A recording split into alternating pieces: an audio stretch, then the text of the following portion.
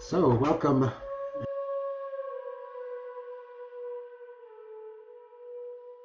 Yeah, so what I wanted to do is a little review about the I Ching reading last week because as I sit with the I Ching, I get more information that kind of comes to me about it, and more information that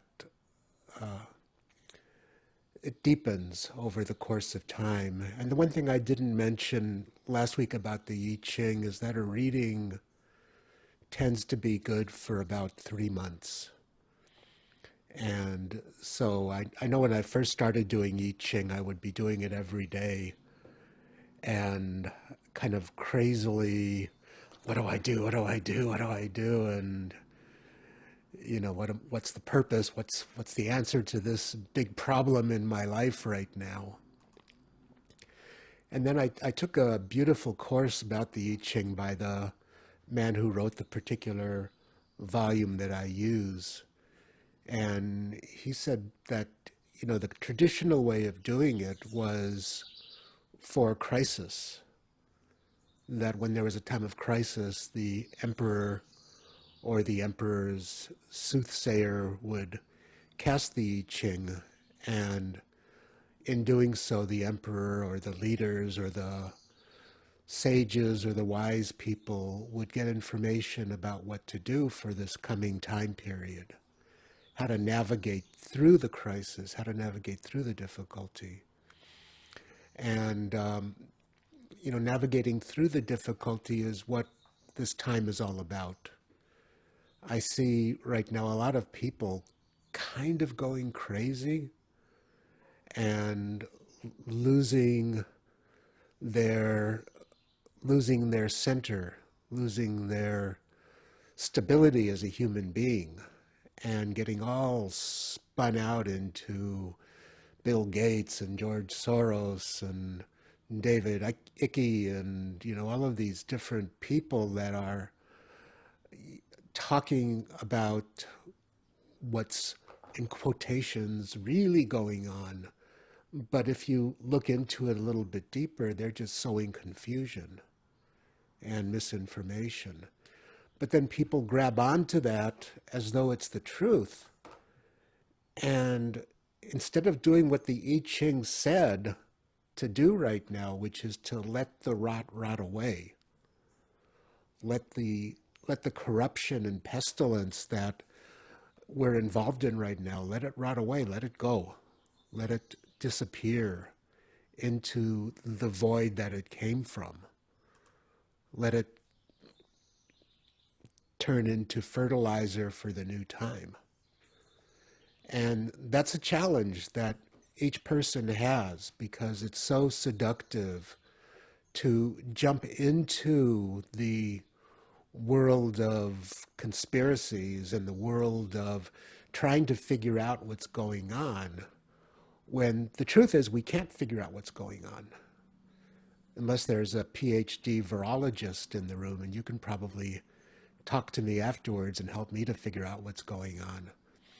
But the amount of information that we get from the media, from Facebook, from other social networking groups, most of it is just people who are literally trying to hook your mind into their belief system so that you'll watch more YouTube videos of them, buy their books, buy their videos, and thus make them richer.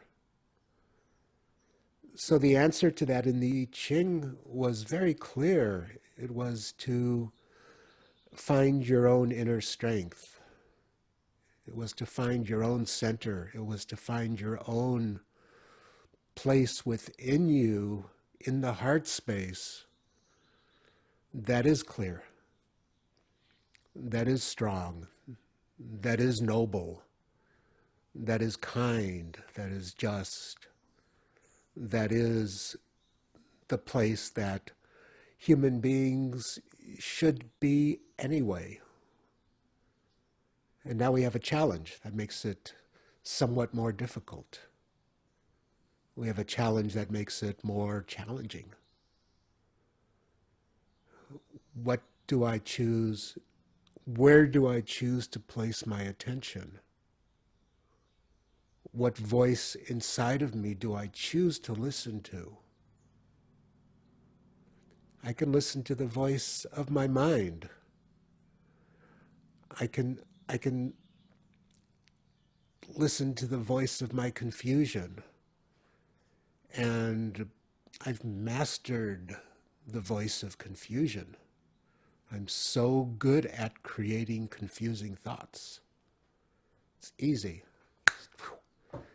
And, that gift of mine to be able to do this is also the gift that allows me to recognize that these confusing thoughts, that these odd emotions that come up, that these fears and concerns are not what my life is really about.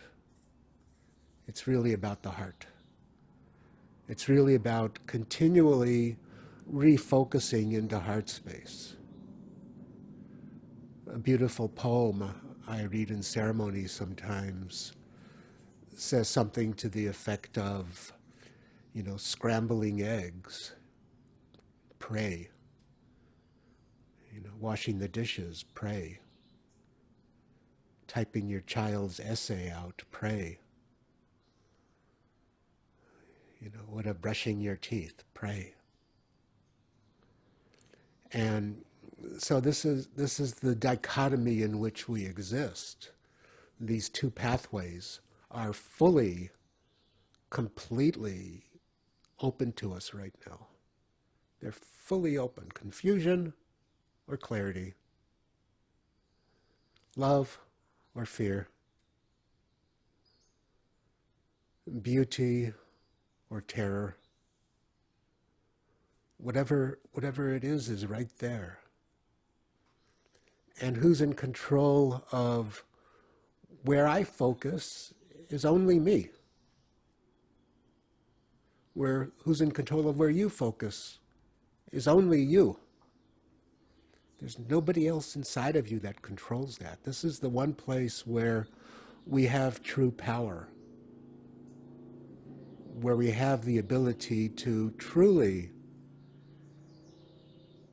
take control of our lives. And not take control of our lives in the way that, boy, I can just wish myself to win the lottery or ridiculousness like that, but take control of our lives in that taking control of where I focus is that which creates my reality. If my reality is fear, I will find exactly what I need to see to make myself more afraid. If my reality is doom and gloom, I will find exactly what I need to find to make my reality more doom and gloom. If my reality is confusion, I will find exactly what I need to support that confusion. And compare that to if my reality is love, if my reality is clarity, if my reality is strength, which was the inner opportunity of last week's reading, was strength. If this is my reality, then I will naturally, it doesn't take effort or a great deal of effort, I will naturally find, what just happened? What happened? Did my video just go off? It's coming back. Okay, where was I? So if my reality is clarity, I will find exactly that within me, which is clarity. And the universe will reflect this back to me, not magically, but it's because it's what I'm looking for. If I'm in conspiracy, fear-based, the world is coming to an end, I will attract naturally those beings into my life who will support me in that belief system. If my reality is strength, I will attract those beings into my life who support that strength. And this is something every person needs to test within themselves. Every one of you, every one of me, every one of the world right now has the opportunity to put this to the test. And personally, I think it's what we need to do to survive and to come into the next phase of being, which is going to be a world that's going to be somewhat different than the world it was 4 months ago. A lot is going to change. And if I hold on to what's changed, or if I hold on to what I wish hadn't changed, I'll be swept up in it. So I want to play it's a little bit of a long video. It's it's about a 10-minute video that I made of a friend of mine a while ago. I have to fast forward through some of it while it's on the screen. I meant to do that before. Let me see if I can find it. Okay, I found the beginning of it. I had slept in my... This is a woman named Shakosh. And Shakosh is a very dear friend of mine I've known for many years. She's a impeccable storyteller, and she's been given some really amazing prophecies to share with the world, that she's been sharing with the world for a number of years now. And her ability, which is so fantastic, is that she remembers these stories word for word that she was told by the Native American elders.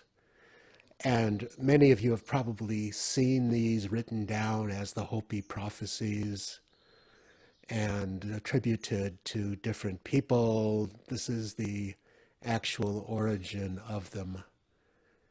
I'm going to pop it onto the screen now, and I may have to adjust the time because a lot of it is just her talking about how she got these prophecies. And then about 5, but there seemed to be 2 more elders there as well. And then this old man and this younger man standing next to him. And they didn't acknowledge my presence at all. They were maybe 30, 40 feet away. And he began like this. He said, "You've been telling the people that this is the 11th hour. Now you must go back and tell them it is the hour, and there are things to be considered." And he began, "Where do you live? What is it that you are doing? What are your relationships? Are you in right relation? Where is your water? Know your garden. It is time to step forward and speak your truth. Then create your communities. Be good to each other. And do not look outside yourself for the leader." And then he clapped his hands and said, "And this could be a good time. Where do you live? What is it that you're doing? What are your relationships? Are you in right relation? Where is your water? Know this garden. It is time to step forward and speak your truth. We all were born as our spirit, our eternal spirit, entered this temporary body. We came forward with a truth, and each one of us had a strength that would always be there, and our truth is what we carry. And it is now what we give back, especially at this time. And when you speak your truth, we can find each other and create our community. And then, like an art form, let us be good to each other.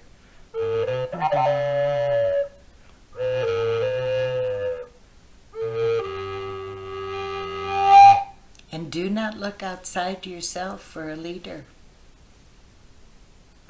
And this could be a good time.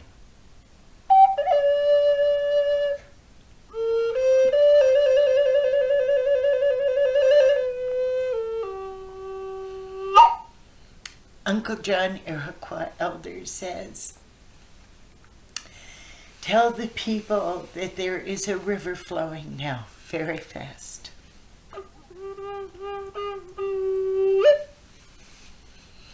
It is so swift and wide and great that there will be those who will be afraid. They'll try to hold on to the shore. They will suffer greatly. If you try to hold on to the shore, you'll feel as though you're being torn apart. The elders say, we know the source and the destination of this river. We are aware of the nature of this river. And this we ask you to do. Push off into the middle of the river. Keep your eyes open, your head above water. And I add to this, I say, see who you are finding in the river with you at this time. Be good to them and celebrate. There is a river flowing now very fast. Push off into the middle of it. Keep your eyes open, your head above water. Honor the people that are in there with you. Celebrate.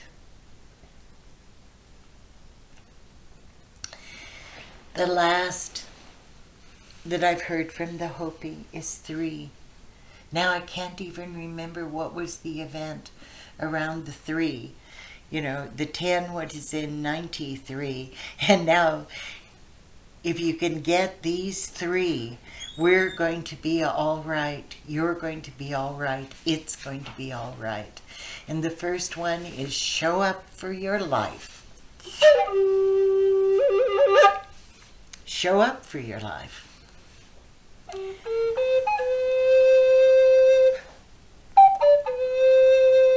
Be in the moment.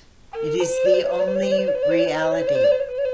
The past had to do with the past. It's not us. It isn't now. It's done. Forgive means to let go the past. Future doesn't exist yet. Only the moment. Can you handle the moment and give it your best shot? Handle the moment. Be in the moment and do your best. And then the third thing is watch the movie. Be the witness. Show up for your life. Be in the moment. Give it that moment your best. And then watch the movie. Create beauty and let's love each other. Dan.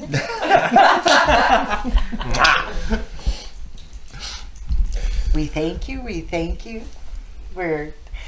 Nancy, thank you for taking care of this guy wherever you are.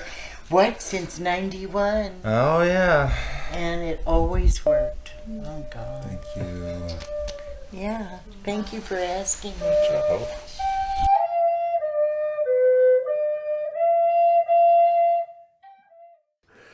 So, the importance of the wisdom of the elders and everybody who she was talking about in that storytelling session, they're all dead now. They're all gone.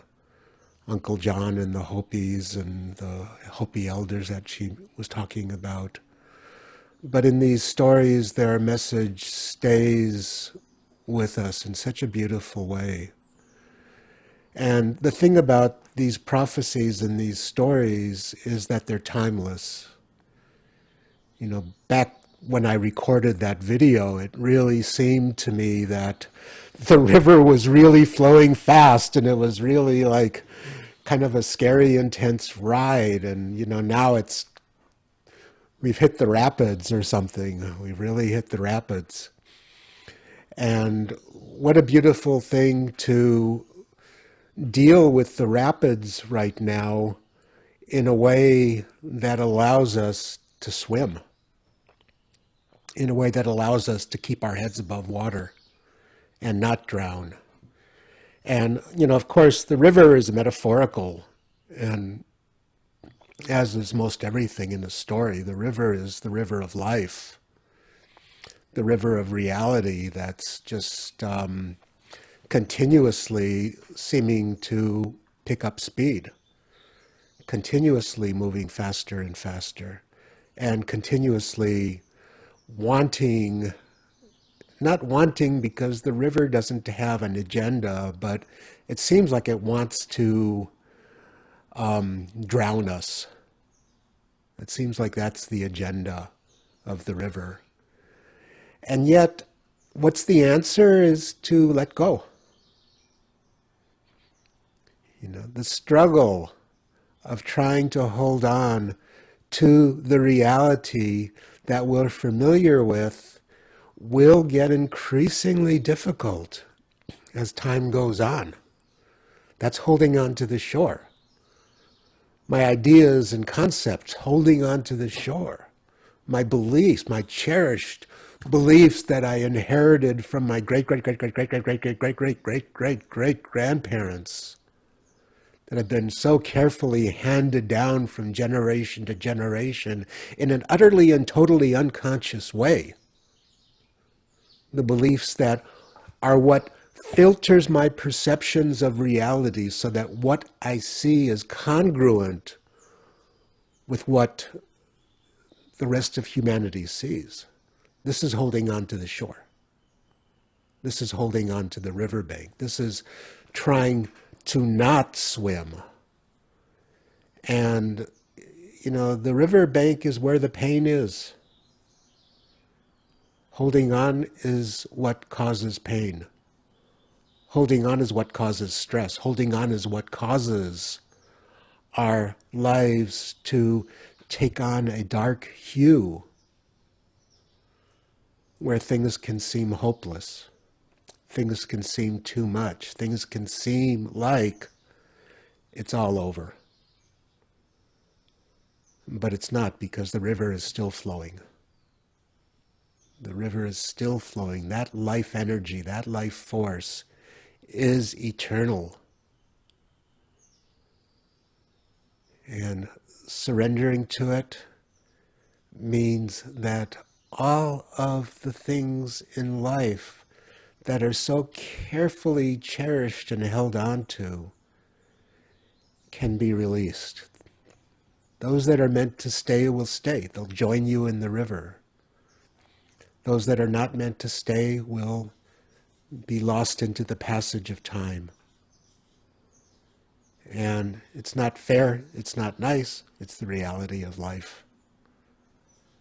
We go through joys and defeats and winning and losing and, being safe and being in danger and being up and being down. All of these things that happen to us happen within within us, where do we live? All of these things are, as far as I can tell, they exist to be released. And that the more I can release, the more I can let go and trust that river of life, the more joy I feel in my heart. The more joy I feel in my soul. The more joy I recognize in my soul. Because the nature of the soul, of the spirit, of the heart is nothing but joy. Even when it's broken, it's joy. The nature of our breath is joy. And we talk about breath a lot in ceremony, and the poets talk about breath so much. Breath of life, spirit, respirar, to breathe, to have spirit. This is the river. We don't have to imagine the river. We don't have to contemplate what the river is. We don't have to make up stories about the river. The river is that flow of the breath inside of us. That's the flow of life. That is the river of life. It doesn't exist anyplace else other than inside. So what happens when a person makes that their focus, makes that what becomes real to them, makes that what becomes the basis of their being, is that peace begins to happen. In the midst of the madness, there can be peace. In the midst of suffering, there can be peace. In the midst of illness, there can be peace. It's where I focus in me that determines my experience of this life.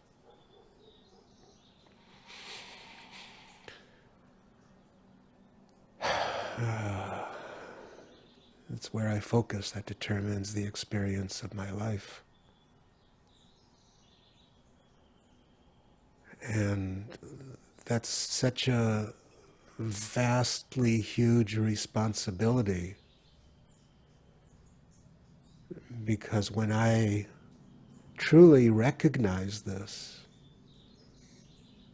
I have no more excuses. I cannot blame anything or anyone for the quality of my experience.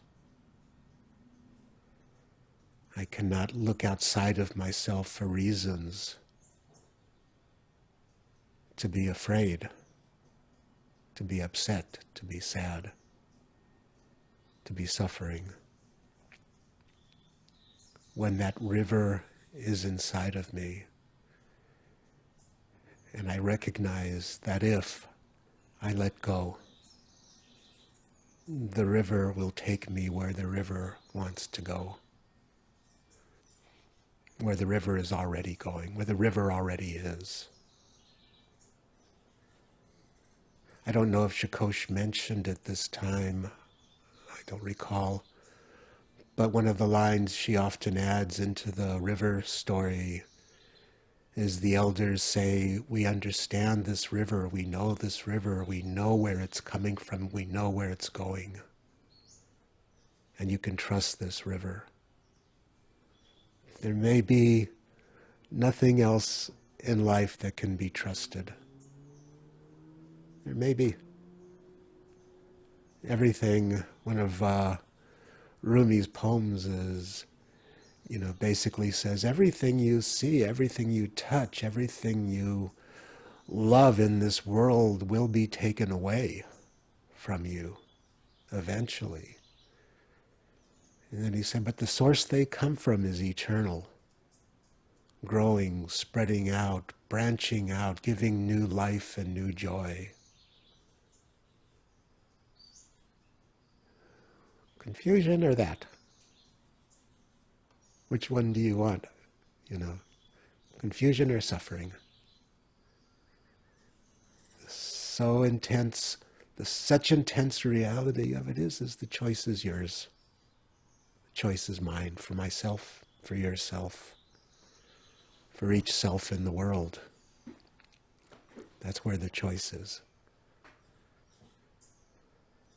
And I think this time period is a time when there's an opportunity, no matter what your age is, to grow up,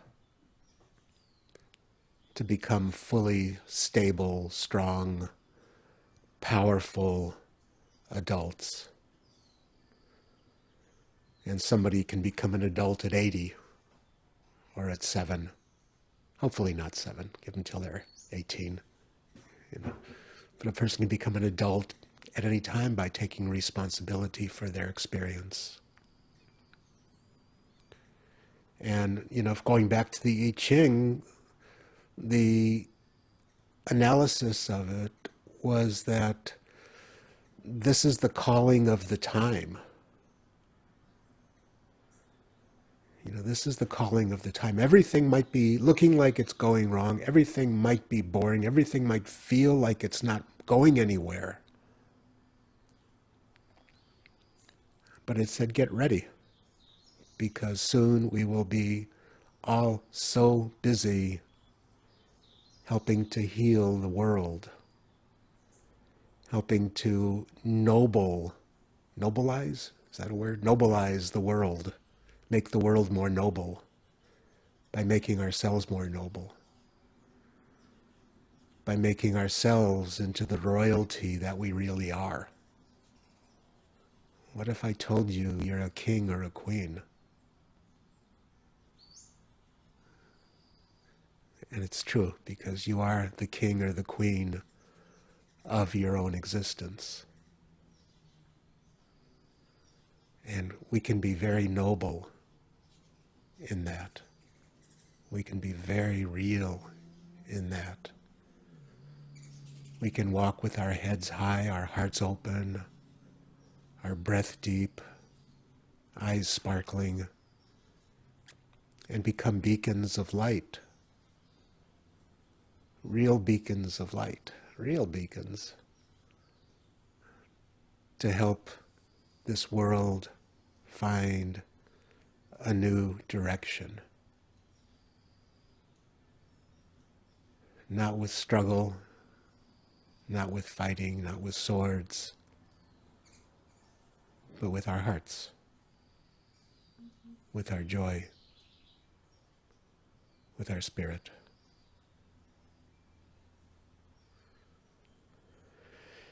Yeah. Thank you all very much.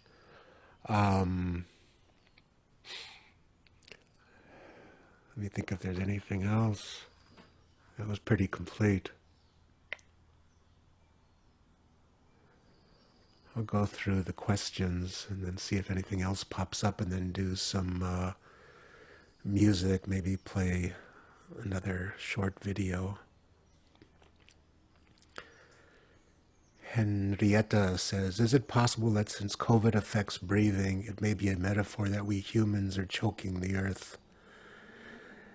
Yeah, I mean, the metaphor is really, for me, we're choking ourselves.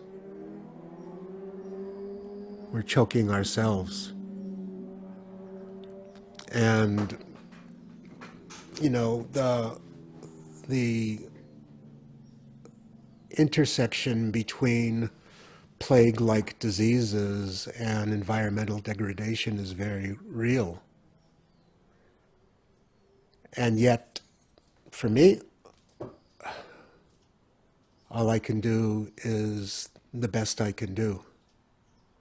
And all I can do is make my consumptions congruent with the world that I love.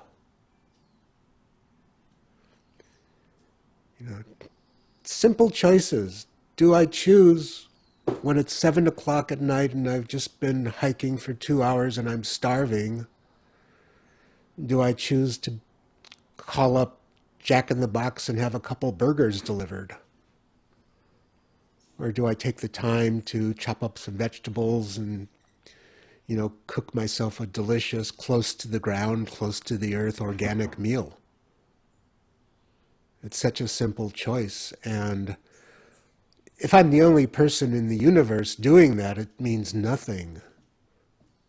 But if it catches and spreads and spreads and spreads, which it is, it means a lot.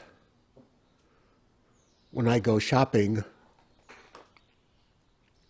do I go to the farmer's market and get produce that's been grown within 100 miles of where I live? Or do I get strawberries from New Zealand that are flown over here to great fuel consumption?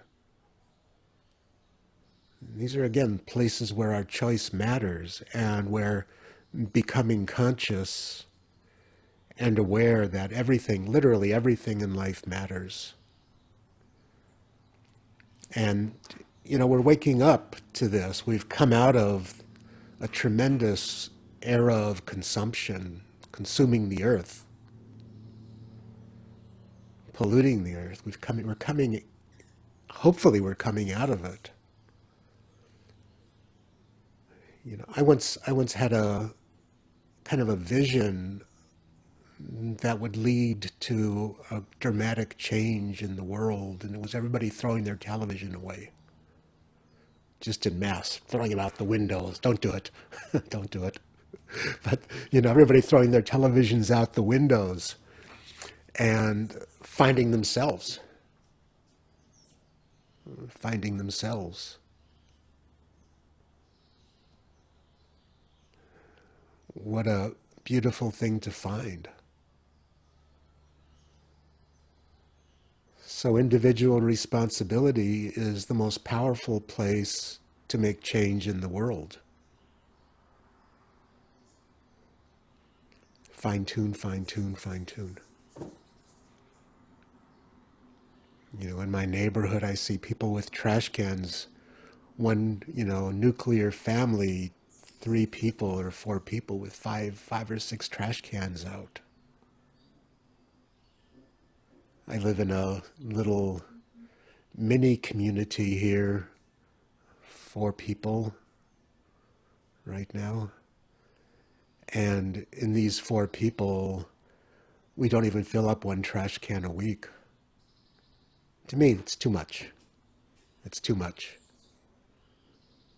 I have a beautiful wild area down there. And all of my vegetable scraps for 5 years have been going down there. Just carry them out and throw them back to the soil.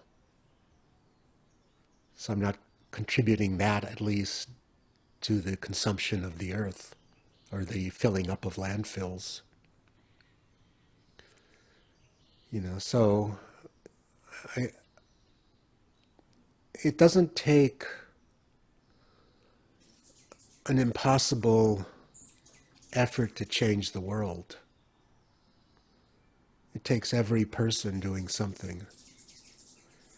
And I cannot make anybody do anything. God knows I've tried. But I can make myself do something. And when I started eating organic food, I made a conscious choice to, unless I had to go out or to somebody's house or whatever, I would only eat organic. Not because I think it's healthier, it is. Not because I think it's tastier, it is. But because it's better for the planet. That style of farming is better for the planet. Costs a little bit more, worth every penny.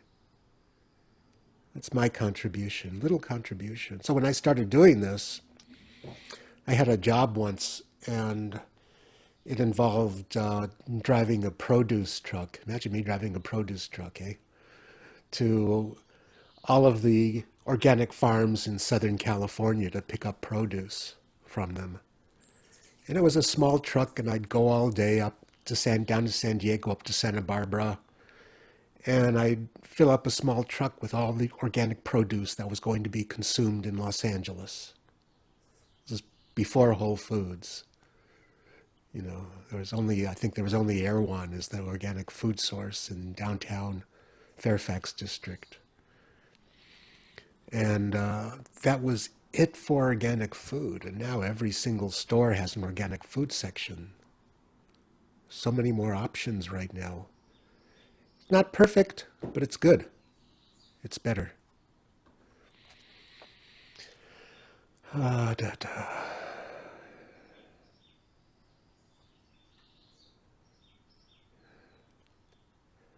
Christopher says, these meetings have become the highlight of my week. I'm so happy to be here with you. I don't see you, Christopher, but thank you, and likewise, likewise.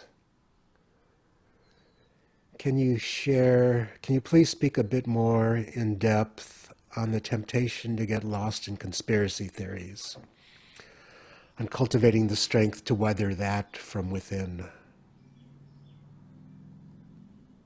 I used to be a full-on conspiracy theorist. Full-on.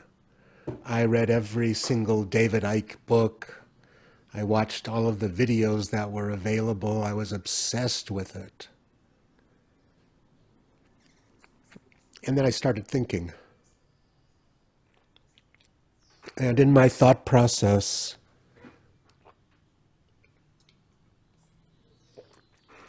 I realized that conspiracy theories are themselves a conspiracy. How's that for a rabbit hole? That conspiracy theories are a rabbit hole that people get drawn into and, like a mental illness, become obsessed with. And here's how a conspiracy theorist works. When I was in China in 1983, the whole country had just opened up to the West. Like the year before, I think, 1982 was when the Cultural Revolution ended. So it had just opened up to the West, and they were fascinated by everything about us. I could make an instant friend. I probably could have gotten sex for it if I was into it by playing somebody a Beatles song. You know, it was like, oh, incredible, Dr. Grossman. But so I was talking to, when I was there 24/7, there was propaganda being played on the trains, in the bus stations, on the streets. And I was talking to my translator about this. We had a good relationship going, and he trusted me, I trusted him. We talked about a lot of stuff about China and the US. And at one point I said, you know, this propaganda is kind of amazing to me, that I wish I could understand it because it's so pervasive. And so he talked about that a little bit, and he said, but you know, Dr. Grossman, your country has a propaganda artist so good that we study him here. We study his technique. We study how he speaks. We study everything about him because he is the best we have ever seen, and we are masters of propaganda. And I said, who's that? And he said, Walter Cronkite. Walter Cronkite. And I said, wait a second. Wait, Walter Cronkite's a good guy. He's not a propaganda person. And he says, that's why he's so good. That's what we study. That's what we study. So the other day I was talking to somebody about one of those crazy videos that was all over Facebook. And the person said, well, you know, I like this person. I trust them. They're telling the truth. And they weren't telling the truth. And my comment was, you know, liking somebody, if the person wasn't likable, if the person wasn't appearing to be trustworthy, if the person didn't a little bit tug on your heartstrings and make your mind say, oh, this is a good person, they're telling the truth. They would not be a good propaganda agent. It's the ones you don't know that are giving you propaganda that are doing it the best. So almost every conspiracy theorist that I've watched is likable, other than Alex Jones, he's a real jerk, but, likable, believable, so sincere, so well-meaning, so enmeshed in the belief that what they're saying is the truth, that if you're listening to them, you get convinced of that as well, that it's the truth, but it's not. A little bit of research, and I don't mean watching YouTube videos, but a little bit of research into the origins of things, into the reality of things, a lot of logical thinking, and just about every single conspiracy theory that I've ever heard melts into nothingness. Because a good presenter will, and I used to do sales a long time ago. It didn't last very long. I was horrible at it. But the way you do sales is you get to what they call the yes. So you ask people 3, 4, 5 questions that you know they're going to say yes to. You know they'll be in agreement with. And then you ask the question that if you'd asked it before, they would have said no, but because they're saying yes, yes, yes, yes, yes. Do you want to buy this $5,000 fire alarm system? Yes, of course. 3 days later, they kick themselves. What did I just do? So conspiracy theorists, these videos are a very cultivated and sophisticated blend of truth and falsehood. And they're so blended together, it's impossible until you apply the razor-sharp edge of logical thinking to understand what's truth and what's somebody's crazy fabrication. And it's all I want to put into that one today. But logic is so important.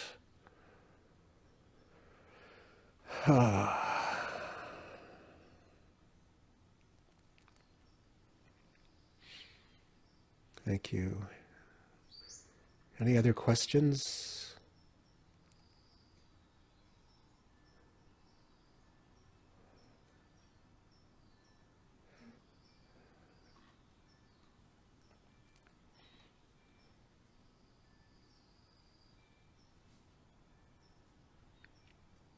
Harriet says, the river is sweeping away what no longer serves. And when I let go of what no longer serves me, when I get honest with myself and stay in my integrity, the world, my world changes. Yes. As the joy of those changes is truly realized by me, my joy increases and sustains me in all I touch. Yes. That was the I Ching reading last week. That was the I Ching reading last week. And, the beauty of that is really profound. That in Sufism, they always talk about one lit candle can light.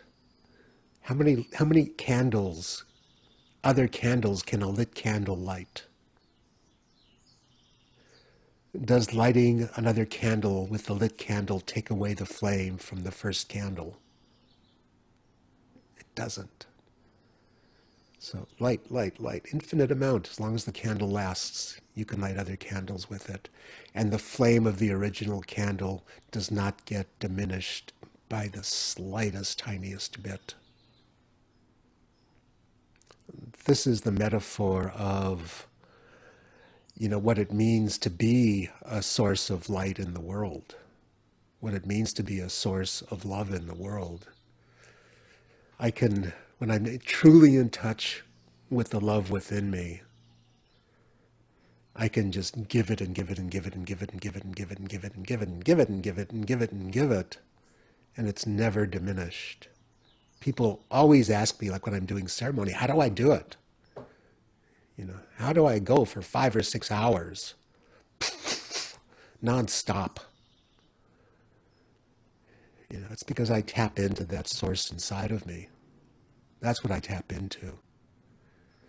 If I did it with my ego, with my body even, being the propelling agent, I'd collapse after 2 or 3 hours. Instead, energizer bunny, just going and going and going. And it's because the energy I'm sharing is not my energy. It is my energy in the highest sense, but it isn't the energy that comes from my thoughts and ego. It's the energy that comes from spirit. Spirit inside me, the breath, respirar, spirit, the breath, the holy breath, the sacred breath inside of me. And that is infinitely shareable. That joy, that love is infinitely shareable.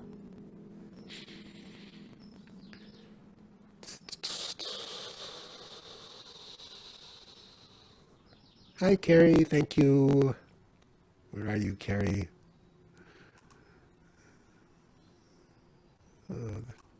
Hi, Carrie. I see you now. Thank you so much.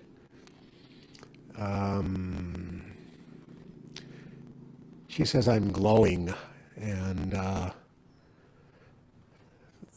that's so nice because I'm truly in one of the more difficult moments of my life right now. But I'm practicing going to the heart. I'm practicing this. And, so like I was saying last week, like no matter what happens, the opportunity, what was it, that the crisis, the character for crisis in Chinese has within it opportunity, or opportunity has within it crisis. I don't remember. If there's any Chinese speakers here, let me know. But crisis has opportunity within it. Opportunity has crisis within it. So the crisis leads to the opportunity. The crisis leads to the opportunity when I take that opportunity fully to heart. That's the keeping the head above the water part, and there is the river. Keep your head above the water. Look around. See who's in there with you and celebrate. Hi, everybody in the river. See who's in there and celebrate. Celebrate doesn't mean, pollution causing fireworks or something. It's the celebration of the next breath. The dance of the breath, the dance of spirit. So many Ikaros have, danza, danza, danza, medicina, dance, medicine, dance. And this is the dance within. This is the dance of joy that is available every single moment of every single day, of every single micro moment that opportunity gives us, that this life gives us.